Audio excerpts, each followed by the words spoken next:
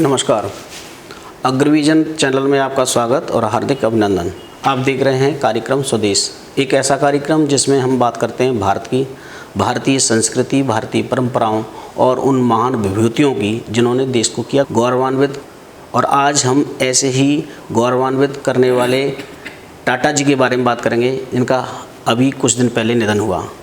देश जब उनकी बात सुनता है तो कोई व्यक्ति ऐसा नहीं होता जिनकी आंखों में आंसू न हों।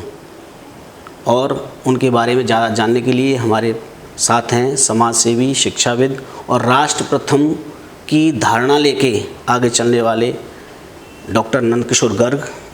गर्ग साहब नमस्कार, आपका स्वागत कार्यक्रम में। डॉक्टर साहब, अभी कुछ ही दिन पहले टाटा जी की मृत्यु हुई, उनका निधन हुआ। पूरा राष्ट्र जो है शोक में डूब गया। क्या थी उनकी विशेषताएं? पूरा राष्ट्र ऐसे व्यक्ति के प्रति इतना श्रद्धानव था।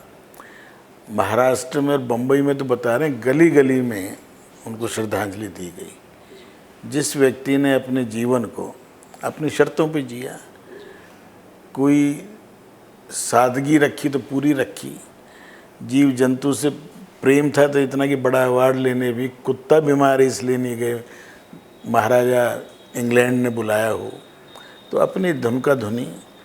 आर्किटेक्चर का शौक़ था तो पढ़ाई की आर्किटेक्चर की। घर वालों ने वापस बुला लिया तो आ गए। तो शॉप फ्लोर से, जो सबसे छोटी पोस्ट से टाटा स्टील में काम शुरू किया और धीरे धीरे पूरे टाटा के जो एम्पायर था उसको, और उस जो संभाला उसको 10 गुना करके छोड़ा, पर तो व्यक्तिगत प्रॉपर्टी फिर नहीं बनाई। जो बड़ी बड़ी कंपनियां, जो फोर्ड वाला अपने को कहते तुम्हारी कार बना ही नहीं सकते तुम, उसकी कारें खरीदने की क्षमता पैदा की, खरीदी जैगवार, लैंड रोवर, ये वो। उस व्यक्ति ने जो उसको लगा कि देश हित में है, मल्टीनेशनल भारत का पहला है जिसने विदेशों में भी भारत की पहचान बनाई। और किस कम्युनिटी से? पारसी, जिनकी संख्या देश में 60,000 है। जिन्होंने जब भारत में आए थे तो वहाँ गुजरात के अंदर ये कहा था कैसे रहेंगे, तो राजा ने पूछा इनसे, कहना एक दूध का गिलास मंगाओ और एक पताशा, और दूध में पताशा डाला, कहना ऐसे रहेंगे, अभी पताशा नहीं है, ऐसे हम रहेंगे। और वैसे रहे, नवासरी में पैदा हुए और इतना बड़ा एम्पायर। फिर लगा कि देश के लिए बढ़िया मेरा सक्सेसर हो, इतने बड़े सिस्टम को चलाने के लिए तो चंद्रशेखर को चेयरमैन बनाया पूरे टाटा ग्रुप का। हटाया किसको? जो खुद का भाई का साला ही था।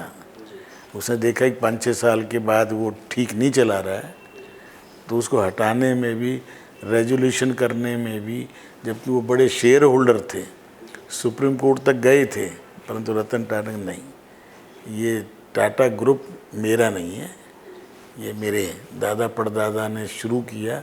और ये एक चांस की बात है कि किसी का डायरेक्ट डिसेंडेंट नहीं है टाटा। टाटा का इतिहास ही है कि सीधा बेटा कोई नहीं है, सब कज़न, ये वो। अभी भी इनका जो बना है वो हाफ ब्रदर है। रतन टाटा ने जीवन को जिया, इंटरनेशनल लेवल पर रिकग्निशन प्राप्त की, और कोरोना के टाइम में जो उसने किया, और ख़ास तौर पे जब ताज होटल पर आतंकवादियों ने किया था, मुझे तो अब पता चला उनकी डेथ के बाद, वो 3-4 दिन वहीं खड़े रहे, एक एक एम्प्लॉई का ध्यान किया, एक एक मृतक का ध्यान किया, और बाद में भी उनको जीवित मान के आज तक सैलरी दे रहा है, 1-1 करोड़ रुपये चुपचाप दिया।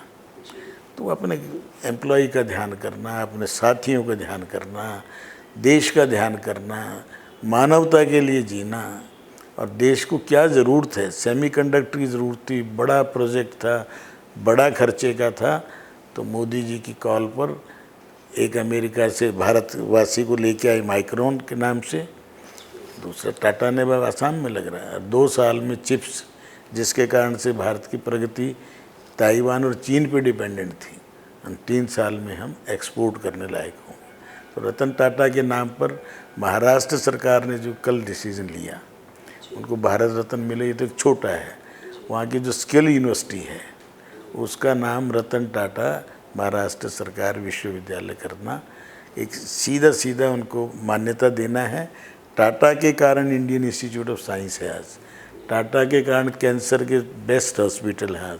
टाटा ने मानवता के लिए जो जो किया है फंडामेंटल रिसर्च के नाम पर, सोशल साइंस के नाम पर, और इंडस्ट्री में तो किया ही है। समाज के लिए, हर तबके के लिए उन्होंने नैनो गाड़ी मतलब उसको एक दिन ये देख लिया है कि एक स्कूटर पर पति पत्नी 2 बच्चों को लेके चल रहे हैं और बारिश आ रही है। उस दिन मन में ले आए और बना के दिखाई, सारी बाधाओं के बाद कि 1 लाख रुपए में गाड़ी दे देना। और पहले इंडिका बनाई, उसमें फेल हुए, तो आज फोर्ड भी बना रहे हैं, जगुआर भी बना रहे हैं और सारी गाड़ियां सक्सेसफुल हैं। एक बार मैंने पढ़ रहा था कहीं कि वो किसी ट्राइसिकल विकलांगों को देने जा रहे थे, तो एक बच्चे ने उनका पैर पकड़ लिया, तो वो छुड़ाने लगे उस भीड़ में। तो बच्चे को पूछा क्यों पकड़ रहे हो, तो उन्होंने कहा कि मैं आपका शक्ल देखना चाहता हूँ कि अगर स्वर्ग में आप मिलो तो मैं आपकी शक्ल पहचान सकूँ। इतना उनका व्यक्तित्व हाई था, अच्छा था कि वो लोग सोचते थे ऐसा आदमी स्वर्ग में जाएगा और उसे मैं देखूंगा। उस बच्चे को बेचारों ये भी नहीं पता कि स्वर्ग की कल्पना शायद पारसी समाज में वैसी ना भी हो, परंतु वो रूढ़ियों को तोड़ के आगे बढ़े। क्रीमेटोरियम भी कराया तो इलेक्ट्रिकल उसमें है, जबकि पारसियों में तो बॉडी को पूरे को ही देना होता है चीलों। तो उस व्यक्ति का मैं समझता हूँ जो महान व्यक्ति थे, उनसे प्रेरित होकर भारत का जितना उद्योग चलाने वाले लोग हैं उनको उनसे ज़्यादा सीखना चाहिए कि जियो, कमाओ खूब और देश के लिए खूब खर्चा करो, देश की प्रगति के लिए लगे रहो।